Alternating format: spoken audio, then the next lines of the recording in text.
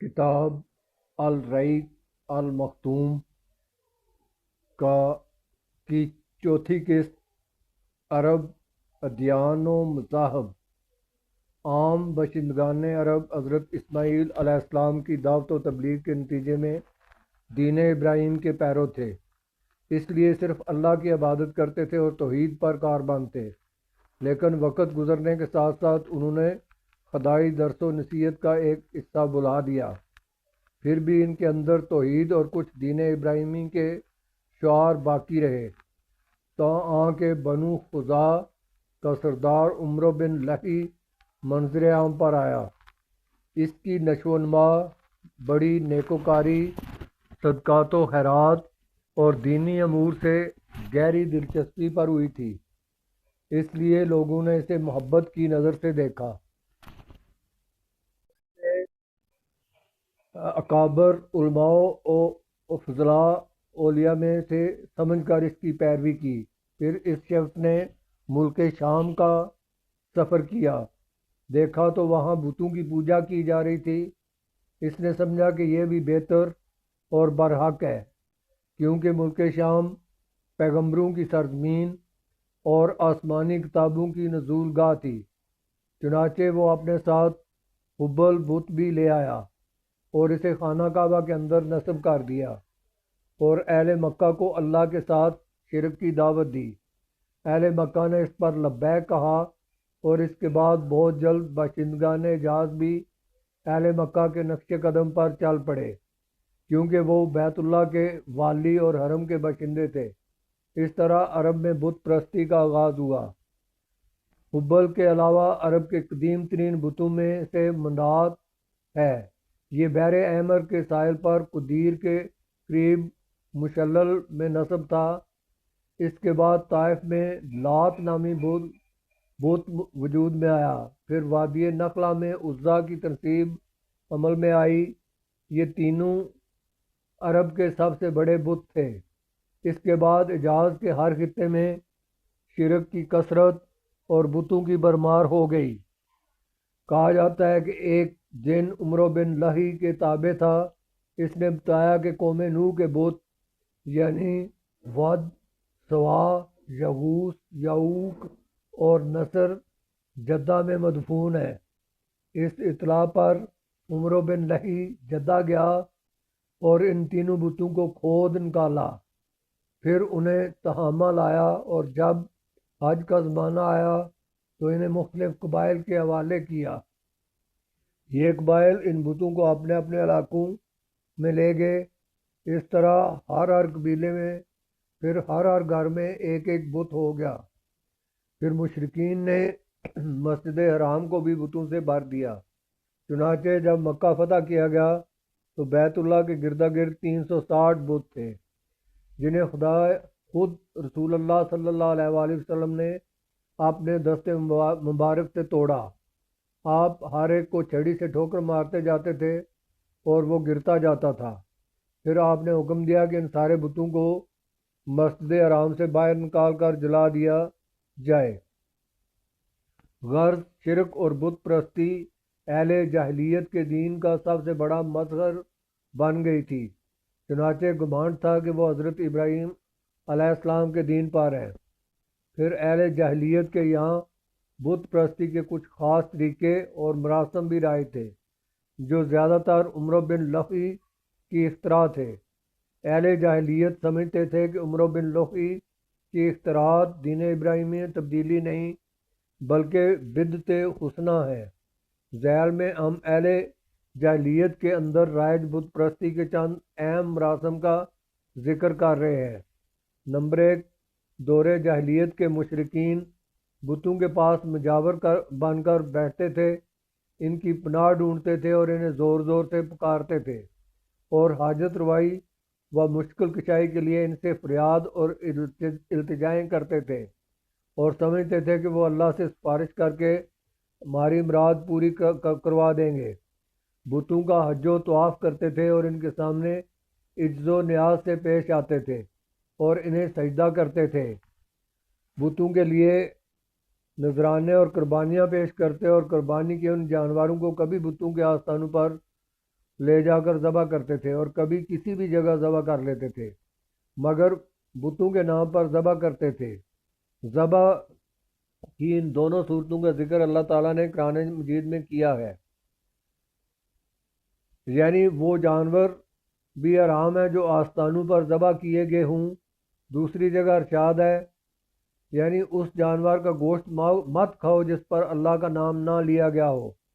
بتوں نمبر 4، بتوں سے تقرب کا ایک طریقہ یہ بھی تھا کہ مشرکین اپنی ثوابدید کے مطابق اپنے کھانے پینے کی چیزیں اور اپنی کھیتی اور چپائے کی پیداوار کا ایک حصہ بتوں کے لیے خاص کر دیتے تھے۔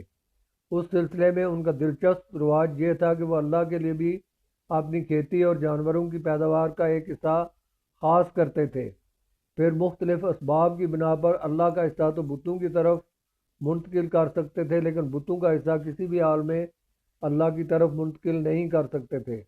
اللہ تعالیٰ کا ارشاد ہے، اللہ نے جو کھیتی اور چوپائے پیدا کیے ہیں اس کا ایک حصہ انہوں نے اللہ کے لیے مقرر کیا اور کہا یہ اللہ کے لیے ہے، ان کے خیال میں یہ ہمارے شرکاء کے لیے ہے،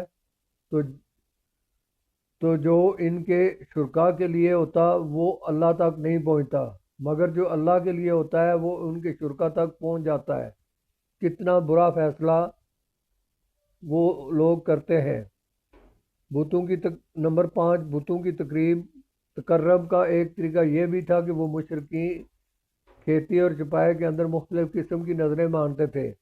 اللہ تعالیٰ کا ارشاد ہے، ان مشرکین نے کہا کہ یہ چوپائے اور کھیتیاں ممنوع ہیں، انہیں وہی کھا سکتا ہے جسے ہم چاہیں ان کے خیال میں، اور یہ وہ چوپائے ہیں جن کی پیٹھ حرام کی گئی ہے، نہ ان پر سواری کی جا سکتی ہے اور نہ سامان لادا جا سکتا ہے، اور کچھ چوپائے ایسے ہیں جن پر یہ لوگ اللہ پر افتراء کرتے ہوئے اللہ کا نام نہیں لیتے۔ نمبر 6، انہی جانوروں میں بحیرہ، صائبہ، وسیلہ اور حامی تھے۔ ابن اسحاق کہتے ہیں کہ بحیرہ صائبہ کی بچی کو کہا جاتا ہے اور صائبہ اس اونٹنی کو کہا جاتا ہے جس سے 10 بار پے در پے مادہ بچے پیدا ہوں، درمیان میں کوئی نر نہ پیدا ہو۔ ایسی اونٹنی کو آزاد چھوڑ دیا جاتا تھا، اس پر سواری نہیں کی جاتی تھی، اس کے بال نہیں کاٹے جاتے تھے اور مہمان کے سوا کوئی اس کا دودھ نہیں پیتا تھا۔ اس کے بعد یہ اونٹنی جو مادہ بچہ جنتی اس کا کان چیر دیا جاتا اور اسے بھی اس کی ماں کے ساتھ آزاد چھوڑ دیا جاتا، اس پر سواری نہ کی جاتی، اس کے بال نہ کاٹے جاتے اور مہمان کے سوا کوئی اس کا دودھ نہ پیتا۔ یہ بحیرہ ہے اور اس کی ماں صائبہ۔ وسیلہ اس بکری کو کہا جاتا تھا جو 5 دفعہ پے در پے 2 مادہ بچے جنتی، یعنی 5 بار میں 10 مادہ بچے پیدا ہوتے اور درمیان میں کوئی نر نہ پیدا ہوتا۔ اس بکری کو اس لیے وسیلہ کہا جاتا ہے کہ وہ سارے مادہ بچوں کو ایک دوسرے سے جوڑ دیتی تھی۔ اس کے بعد اس بکری سے جو بچے پیدا ہوتے انہیں صرف مرد کھا سکتے تھے، عورتیں نہیں کھا سکتی تھیں۔ البتہ اگر کوئی بچہ مردہ پیدا ہوتا تو اس کو مرد عورت سبھی کھا سکتے تھے۔ حامی اس نر اونٹ کو کہتے تھے جس کی جفتی سے پے در پے 10 مادہ بچے پیدا ہوتے، درمیان میں کوئی نر نہ پیدا ہوتا۔ ایسے اونٹ کی پیٹھ محفوظ کر دی جاتی تھی، نہ اس پر سواری کی جاتی تھی اور نہ اس کا بال کاٹا جاتا تھا، بلکہ اسے اونٹوں کے ریوڑ میں جفتی کے لیے آزاد چھوڑ دیا جاتا تھا اور اس کے سوا اس سے کوئی دوسرا فائدہ نہ اٹھایا جاتا تھا۔ دور جاہلیت کی بت پرستی کے ان طریقوں کی تردید کرتے ہوئے اللہ تعالیٰ نے فرمایا، اللہ نے نہ کوئی بحیرہ اور نہ کوئی صائبہ، نہ کوئی وسیلہ اور نہ ہی کوئی حامی بنایا ہے، لیکن جن لوگوں نے کفر کیا وہ اللہ پر جھوٹ گڑھتے ہیں اور ان میں سے اکثر عقل نہیں رکھتے۔ ایک دوسری جگہ فرمایا، ان مشرکین نے کہا کہ ان چوپاؤں کے پیٹ میں جو کچھ ہے وہ خالص ہمارے مردوں کے لیے ہے اور ہماری عورتوں پر حرام ہے، البتہ اگر وہ مردہ ہو تو اس میں مرد عورت سب شریک ہیں۔ چوپایوں کی مذکورہ اقسام یعنی بحیرہ، صائبہ وغیرہ کے کچھ دوسرے مطالب بھی بیان کیے گئے ہیں۔ جو ابن اسحاق کی مذکورہ تفسیر سے قدرے مختلف ہیں۔ حضرت سعید بن مصیب رحم اللہ کا بیان ہے کہ یہ جانور ان طاغوتوں کے لیے تھے، اور صحیح بخاری میں مرفوعاً مروی ہے کہ عمرو بن لوہی پہلا شخص ہے جس نے بتوں کے نام پر جانور چھوڑے۔ عرب اپنے بتوں کے ساتھ یہ سب کچھ اس عقیدے کے ساتھ کرتے تھے کہ یہ بت انہیں اللہ کے قریب کر دیں گے اور اللہ کے حضور ان کی سفارش کر دیں گے۔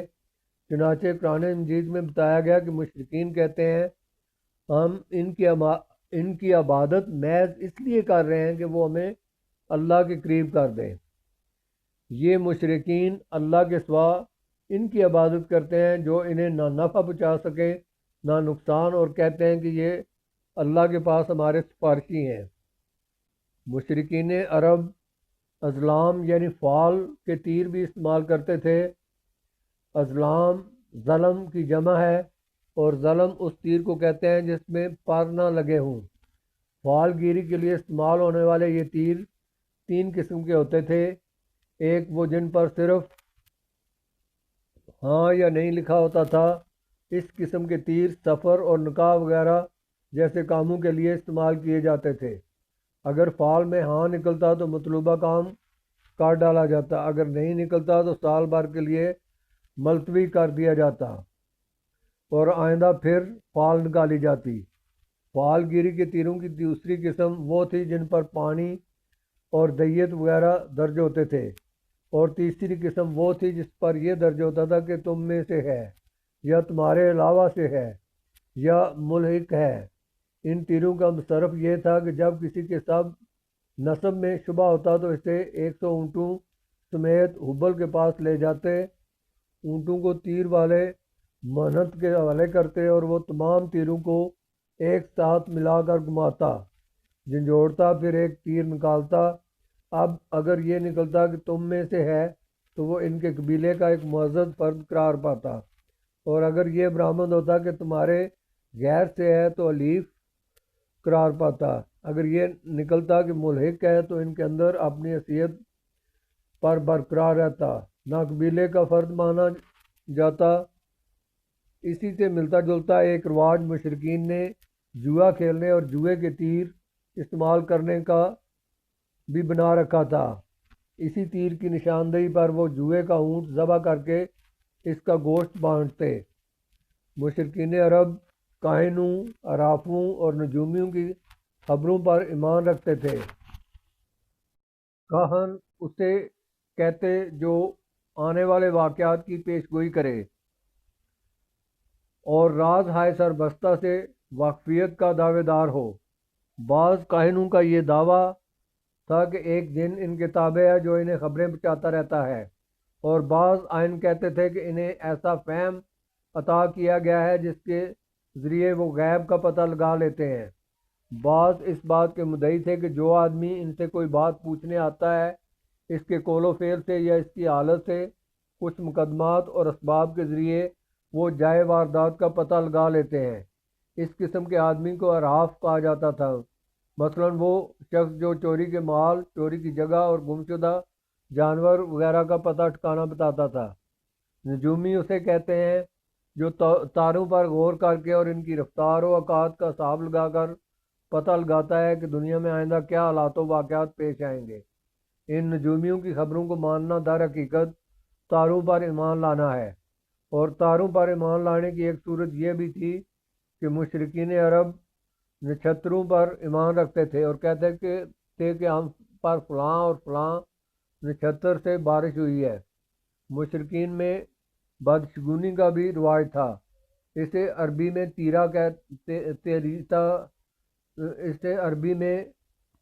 تیراتا کہتے ہیں، اور اس کی صورت یہ تھی کہ مشرکین کسی چڑیا یا ہرن کے پاس جا کر اسے بھگا دیتے، پھر اگر وہ دائیں جانب بھاگتا تو اسے اچھائی اور کامیابی کی علامت سمجھ کر اپنا کام کر گزرتے، اور اگر بائیں جانب بھاگتا تو اسے نحوست کی علامت سمجھ کر اپنے کام سے باز رہتے۔ اسی طرح اگر کوئی چڑیا یا جانور راستہ کاٹ دیتا تو اسے بھی منحوس سمجھتے تھے۔ اسی سے ملتی جلتی ایک حرکت یہ بھی تھی کہ مشرکین خرگوش کے ٹخنوں کی ہڈی لٹکاتے تھے اور بعض دنوں مہینوں جانوروں گھروں اور عورتوں کو منحوس سمجھتے تھے، بیماریوں کی چھوٹ کے قائل تھے اور روح کے الو بن جانے کا عقیدہ رکھتے تھے۔ یعنی ان کا عقیدہ تھا کہ جب تک مقتول کا بدلہ نہ لیا جائے اس کو سکون نہیں ملتا، اور اس کی روح الو بن کر بیابانوں میں گردش کرتی رہتی ہے اور پیاس پیاس یا مجھے پلاؤ کی صدا لگاتی رہتی ہے۔ جب اس کا بدلہ لے لیا جاتا ہے تو اسے راحت و سکون مل جاتا ہے۔ دین ابراہیمی میں کریش کی بدعات یہ تھے اہل جاہلیت کے عقائد و اعمال، اور اس کے ساتھ ہی ان کے اندر دین ابراہیمی کے کچھ باقیات بھی تھے، یعنی انہوں نے یہ دین پوری طرح نہیں چھوڑا تھا۔ چنانچہ وہ بیت اللہ کی تعظیم اور اس کا طواف کرتے تھے، حج و عمرہ کرتے تھے، عرفات و مزدلفہ میں ٹھہرتے تھے اور خودی کے جانوروں کی قربانی کرتے تھے۔ البتہ انہوں نے اسے دین ابراہیمی میں بہت سی بدعات ایجاد کر کے شامل کر دی تھیں۔ مثلا کریش کی ایک بدعت یہ تھی، وہ کہتے تھے ہم حضرت ابراہیم علیہ السلام کی اولاد ہیں، حرم کے پاسبان، بیت اللہ کے والی اور مکہ کے باشندے ہیں، کوئی شخص ہمارا ہم مرتبہ نہیں اور نہ کسی کے حقوق ہمارے حقوق کے مساوی ہیں، اور اسی بنا پر اپنا خمس بہادر اور گرم جوش رکھتے تھے، لہذا ہمارے شیان شان نہیں کہ ہم حدود حرم سے باہر جائیں۔ چنانچہ حج کے دوران یہ لوگ عرفات نہیں جاتے تھے اور نہ وہاں سے افاضہ کرتے تھے، بلکہ مزدلفہ ہی میں ٹھہر کر وہیں سے افاضہ کر لیتے تھے۔ اللہ تعالیٰ نے اس بدعت کی اصلاح کرتے ہوئے فرمایا، یعنی تم لوگ بھی وہیں سے افاضہ کرو جہاں سے سارے لوگ افاضہ کرتے ہیں۔ ان کی ایک بدعت یہ بھی تھی کہ وہ کہتے تھے کہ ہمس قریش کے لیے احرام کی حالت میں پنیر اور گھی بنانا درست نہیں، اور نہ یہ درست ہے کہ بال والے گھر یعنی کمبل کے خیمے میں داخل ہوں، اور نہ یہ درست ہے کہ سایہ حاصل کرنا ہو تو چمڑے کے خیمے کے سوا کہیں اور سایہ حاصل کریں۔ ان کی ایک بدعت یہ بھی تھی کہ وہ کہتے تھے کہ بیرون حرم کے باشندے حج یا عمرہ کے لیے آئیں اور بیرون حرم سے کھانے کی کوئی چیز لے کر آئیں تو اسے ان کے لیے کھانا درست نہیں۔ ایک بدعت یہ بھی تھی کہ انہوں نے بیرون حرم کے باشندوں کو حکم دے رکھا تھا کہ وہ حرم میں آنے کے بعد پہلا طواف حمس سے حاصل کیے ہوئے کپڑوں ہی میں کریں۔ چنانچہ اگر ان کا کپڑا دستیاب نہ ہوتا تو مرد ننگے طواف کرتے اور عورتیں اپنے سارے کپڑے اتار کر صرف ایک چھوٹا سا کھلا ہوا کرتا پہن لیتی اور اسی میں طواف کرتی، اور دوران طواف یہ شعر پڑھتی جاتی تھیں، آج کچھ یا گل شرمگاہ کھل جائے گی، لیکن جو کھل جائے میں اسے دیکھنا حلال نہیں قرار دیتی۔ اللہ تعالیٰ نے اس خرافات کے خاتمے کے لیے فرمایا، اے آدم کی بیٹیوں، ہر مسجد کے پاس اپنی زینت اختیار کر لیا کرو۔ بہرحال اگر کوئی عورت یا مرد برتر اور معزز بن کر بیرون حرم سے لائے ہوئے اپنے ہی کپڑوں میں طواف کر لیتا تو طواف کے بعد ان کپڑوں کو پھینک دیتا، ان سے نہ خود فائدہ اٹھاتا نہ کوئی اور۔ کریش کی ایک بدعت یہ بھی تھی کہ وہ حالت احرام میں گھر کے اندر دروازے سے داخل نہ ہوتے تھے، بلکہ گھر کے پچھواڑے ایک بڑا سا سوراخ بنا لیتے اور اسی سے آتے جاتے تھے اور اپنے اس اجڑ پنے کو نیکی سمجھتے تھے۔ قرآن کریم نے اس سے بھی منع فرمایا، یہی دین یعنی شرک و بت پرستی اور توہمات و خرافات پر مبنی عقیدہ و عمل والا دین عام اہل عرب کا دین تھا۔ اس کے علاوہ جزیرۃ العرب کے مختلف اطراف میں یہودیت، مسیحیت، مجوسیت اور صابئیت نے بھی دار آنے کے مواقع پا لیے تھے، لہذا ان کا تاریخی خاکہ بھی مختصراً پیش کیا جا رہا ہے۔ جزیرۃ العرب میں یہود کے کم از کم 2 ادوار ہیں۔ پہلا دور اس وقت سے تعلق رکھتا ہے جب فلسطین میں بابل اور اشور کی حکومت کی فتوحات کے سبب یہودیوں کو ترک وطن کرنا پڑا اس حکومت کی سخت گیری اور بخت نصر کے ہاتھوں یہودی بستیوں کی تباہی و ویرانی، ان کے ہیکل کی بربادی اور ان کی اکثریت کی ملک بابل کو جلا وطنی کا نتیجہ یہ ہوا کہ یہود کی ایک جماعت فلسطین چھوڑ کر حجاز کے شمالی اطراف میں آ بسی، اور دوسرا دور اس وقت شروع ہوتا ہے جب ٹائٹس رومی کی زیر قیادت 70 میں رومیوں نے فلسطین پر قبضہ کر لیا۔ اس موقع پر رومیوں کے ہاتھوں یہودیوں کی داروگیر اور ان کے ہیکل کی بربادی کا نتیجہ یہ ہوا کہ متعدد یہودی قبیلے حجاز بھاگ آئے اور یثرب، خیبر اور تیمہ میں آباد ہو کر یہاں اپنی باقاعدہ بستیاں بسا لیں اور قلعے اور گڑھیاں تعمیر کر لیں۔ ان تارکین وطن یہود کے ذریعے عرب باشندوں میں کسی قدر یہودی مذہب کا بھی رواج ہوا اور اسے بھی ظہور اسلام سے پہلے اور اس کے ابتدائی دور کے سیاسی حوادث میں ایک قابل ذکر حیثیت حاصل ہو گئی۔ ظہور اسلام کے وقت مشہور یہودی قبائل یہ تھے: خیبر، نذیر، مستلق، کریزہ، کینکا وغیرہ۔ 116 میں ذکر کیا ہے کہ یہودی قبائل کی تعداد 20 سے زیادہ تھی۔ یہودیت کو یمن میں بھی فروغ حاصل ہوا۔ یہاں اس کے پھیلنے کا سبب تبان سعد ابو کرب تھا۔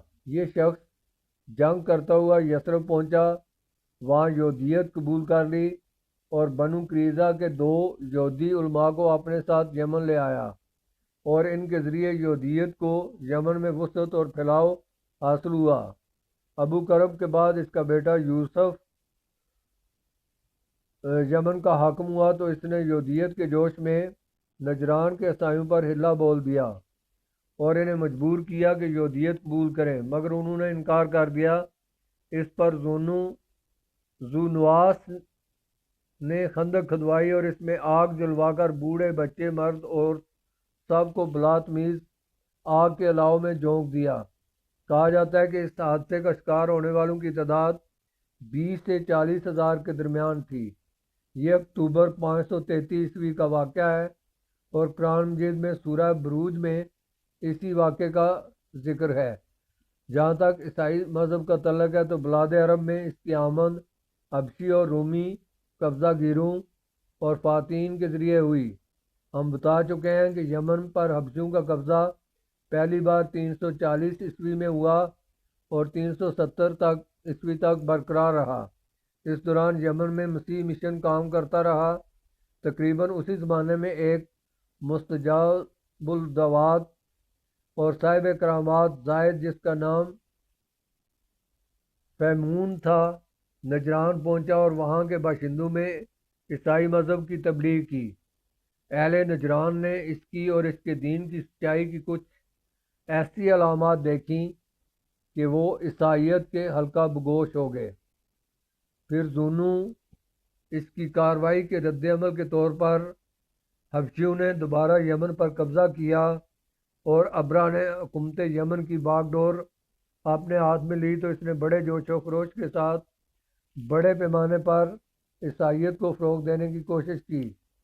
اسی جوش و خروش کا نتیجہ تھا کہ اس نے یمن میں ایک کعبہ تعمیر کیا اور کوشش کی کہ اہل عرب کو مکہ اور بیت اللہ سے روک کر اسی کا حج کرائے اور مکہ کے بیت اللہ شریف کو ڈھا دے، لیکن اس جرت پر اللہ تعالیٰ نے اسے ایسی سزا دی کہ اولین و آخرین کے لیے عبرت بن گیا۔ دوسری طرف رومی علاقوں کی ہمسائیگی کے سبب آل غسان، بنو تغلب، بنو تائی وغیرہ قبائل میں بھی یہ عیسائیت پھیل گئی تھی، بلکہ ہیرا کے بعض باشندوں نے بھی عیسائی مذہب قبول کر لیا۔